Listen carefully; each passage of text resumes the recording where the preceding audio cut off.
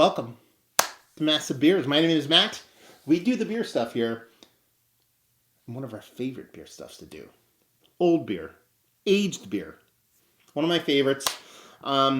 If you watch my channel on the regular, you know I'm building this shed. With that happening, I'm moving my old studio out to here slowly. I'm doing some staining. I'm getting very close, but it's kind of a workable, livable space now. So I've been shuffling some beer around, and I'm like, man, it's been a while since I've done an old beer. And so I peeked through some of the old dusties. I figured I'd do this. A little bit of Loft Abbey's Deliverance. I have not had this beer in forever. And this one had a nice kind of round date to it. I don't know if you're going to be able to see that. 2013. 10-year-old beer. So I figured nice, tight, and tidy. Put everything together. Grab a nice, even number of aged 10-year-old blend of two of my favorite beers from Lost Abbey. We'll crack into this sucker. Actually, let's read it first, because they're probably going to tell you everything I was about to tell you. So it's Deliverance. It is a blended ale aged in bourbon and brandy barrels. It comes in at 12.5%. On the back here, it has, whether you're a lead us into temptation or deliver us from evil sort of person, matters not. The end of the world is no longer near. It's friggin' upon us. Apocalypse, doomsday, and Armageddon are all converge on Earth, rendering in one giant volcanic lake of pestilence. Free Wolcott, The Last of Us, Talent Salvation. I don't know if I can't read this whole thing. It's so tiny. It basically goes about how this beer is decadent and a whole bunch of Bible-y stuff, which I don't want to go into. And I thought I was going to explain what this beer is, but it doesn't, so I'll do that for you. Serpent Stout. One of my favorite beers that they make. Yeah. It's a blend of that, bourbon barrel-aged Serpent Stout, I believe, and then brandy barrel-aged Angel Share, which is one of my... No, it's probably tied with Track 8 or Track 10, I forget, as my favorite Lost Abbey beer. So, yeah, we'll see what's what. Dusty old bottle. Actually, it's relatively clean. I mean, the top has a nice layer of dust on it, but let's see. Oh. Is that a... No. No, it's not. I thought it was a synthetic cork. I don't know if I'm going to be able to get this cork out. I do not have a bottle opener out here. Let's see how we make it. I thought it was a synthetic cork. 2013 wouldn't have been synthetic cork years, though. I don't know if Lost Abbey ever did synthetic corks. A lot of breweries did at a certain amount of time. There was almost.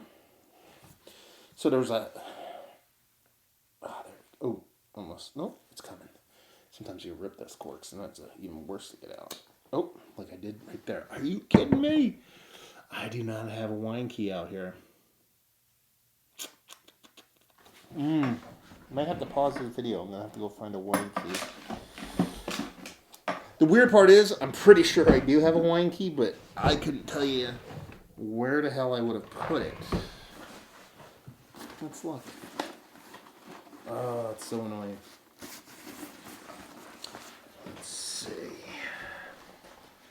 Look through my bag of tricks. Anyway, I'll talk about the cork stuff. So, there was a cork fungus going around for several years that kind of ravaged the beer industry, along more specifically the wine industry. It caused a lot of problems with a lot of different things. And so there was a bunch of synthetic corks going around for several years. I believe it was prior to that time. And that's why I thought it was one of those synthetic ones. So I'm going to have to go get a wine key. So I will be back. Now I have a wine key out here. So yeah, anyway, we're talking about the synthetic corks. So those suck. They're like, they don't break. They're just impossible to get out without a wine key. Ooh. Actually, I could have pushed this in without using a wine key. It's actually almost went the other direction. Now I gotta see if I can get it before it goes down.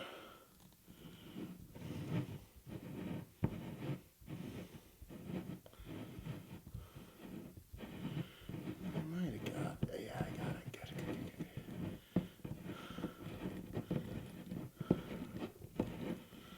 Okay, I think we have a winner. like it anymore. Boom. So, I'm sure that was very entertaining for y'all. But the one good thing about that, I mean, I always think if it's really hard to get out, it's a really good seal. There wasn't a hiss on this. So we'll see what's what. You're talking about 10-year-old beer. Label-wise, I've always been a big fan of them. Not necessarily in the art design, the separated labels, just how it was done. Old school classic stuff. Why are we giving this a light pour? We give this a hard pour. Because we're not expecting a ton of carb on this. So, anyway, I mean, that looks what you'd expect from a 10+ year old beer. Soft little minute parts of carbonation on the edges. Perfect world, there'd be a bit more. But on this beer, I'm not going to sit here and get too kind of hot and bothered about it. Chances are the beer wasn't hypercarbonated to begin with. And just black as black could be. I mean, if you roll that around and if you could see those legs, it is blue blocker level stuff. I mean, it is tinting that glass. It's that rich kind of amber in color. So it looks the part of a big, robust blend. Sorbet stout, obviously stout. I think Angel Sare is a barley wine. I could be wrong. It could, but I'm pretty sure it is. So it's a stout. What I believe is is it a quad? I don't remember. Anyway, it looks the part of the big old barrel aged blended beer. Let's see if we get a nose.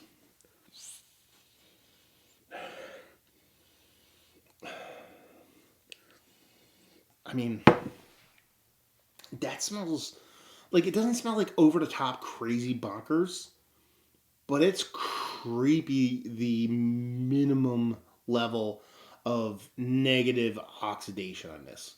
It's a barrel aged. There are barrel aged beers that were blended, so you're always going to have this level of oxidation to begin with.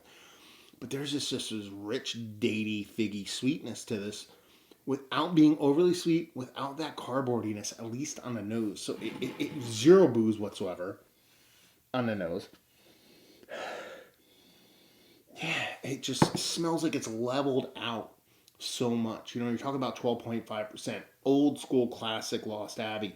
Hair on fire stuff. So you'd expect this beer to just have this huge, just aggressive kind of rich, big booziness to it. It just doesn't have that. It's almost like something that was flambéed and just burned off all that aggressive alcohol, and what you're left with is this, stop short of being like sweet, like adulty sweet is kind of how it is. This rich, date figgy kind of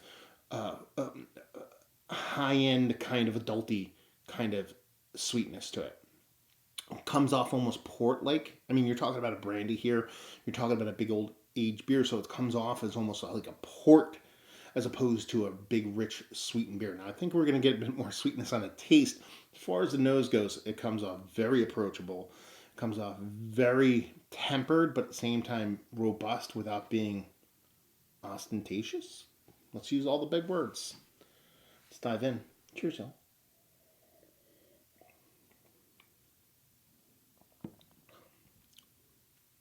It's okay.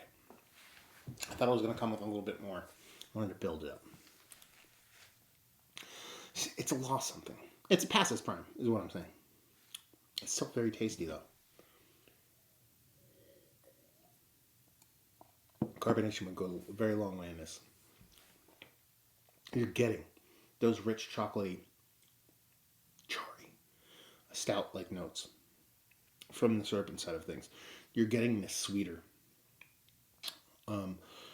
Without, it's not sweet now, but you're getting those sweeter notes that you would not normally get with syrup stout from the Angel Share base. With, I said it's either barley wine or quad. But you're also getting this next level fullness and richness, and I believe you're getting both from that bourbon, both from that brandy, because you're getting a little bit of cherry notes, you're getting a bit of vanilla, getting a bit of coconut. I'd assume that's your bourbon at play.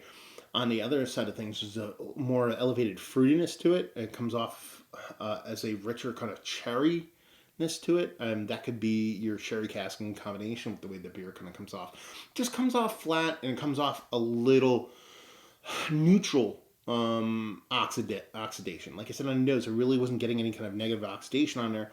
Now what I believe is that sweetness and that chutzpah, that fastball it had has probably been knocked down by oxidation, but there's little to no negative effects beyond that. There's not a moldiness, a mustiness, a dusty bookiness. Even though I can dig that on a lot of older beers, I'm not getting any of that. What I'm getting though is that tempered, kind of backed up, kind of lost a little bit of its robust flavor, robust sweetness that you'd expect from something this big. So it ends up coming, again, more like a kind of dinner sherry or some kind of port wine, something along those lines, as opposed to a big blended stout. This is where this beer sits, and I would imagine you could open 5 of these, and you probably get 5 different versions of this, especially 10 years down the road. The way this beer drinks right now, if it was consistent, and this is what, if you pick this beer up, this is what you get. And I'm not saying that's the case. Again, it's probably widely varying. If I drank this along with my dessert at dinner, it's probably the best food pairing I've had in quite some time. You have a nice, great, salad / appetizer, big, full, rich, meaty meal, and go into dessert. Have something a bit decadent. Drink this along with that. I think you end up with a really cool kind of back and forth, because that sweetness is going to replace the lost sweetness here. I think they meld really cool together. That's where this beer would kind of land for me. If I was going to, if I had several bottles of this and I opened 2 or 3 over the course of a month or two, just to see how each bottle will track, and let's say they're all the same, that's where I'd end up kind of moving this beer to. But you can still find these on shelves around here. I'm going to try to find another one of these and do another review just for science to see if I can see if there's a big difference in these. I like it though. It's fun. It's a very, very fun beer.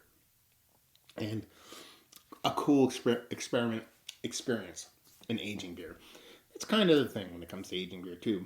You have to be okay with it not being what you hoped or what you thought it would be. I know more often than not, aged beer is not going to turn into the best beer you've ever had. A lot of people think that. Oh, a lot of people buy beer and age it just so they could say they have it and never ever drink them. I'm the person that actually drinks them. And you get a lot of misses. I wouldn't necessarily call this a miss, but I wouldn't call this a home run. It's not a triple. It's not it's a double. It's not a stand-up double. It legged it out. Slid, maybe the throw wasn't perfect, kind of double. And it was very fun. The experience itself was a home run, without a doubt. And just very cool. And honestly, a little ceremonial, a lot of times when, you christen the boat with champagne, you smash it, and that's kind of like the beginning of that life. And it's kind of, this is the first kind of celebratory beer I've had in here. I've, done a couple of reviews here and there, and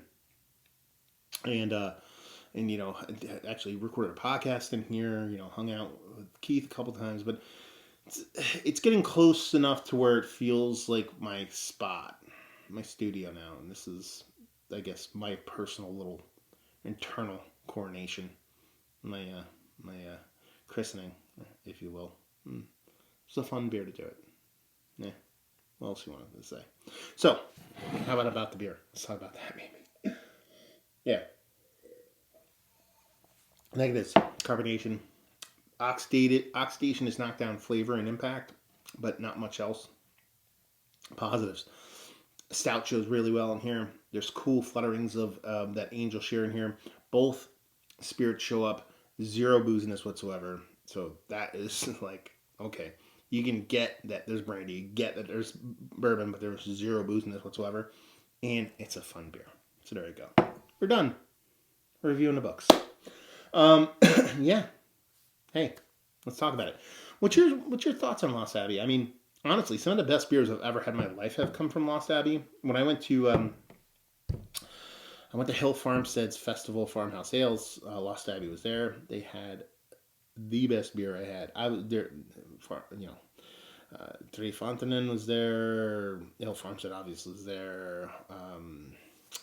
Wait, was it Lost Abbey? But Lost Abbey was there. Well, Lost Abbey was there, and it might have been Russian, but no, it was Lost Abbey that I had to bet. It was my favorite beer.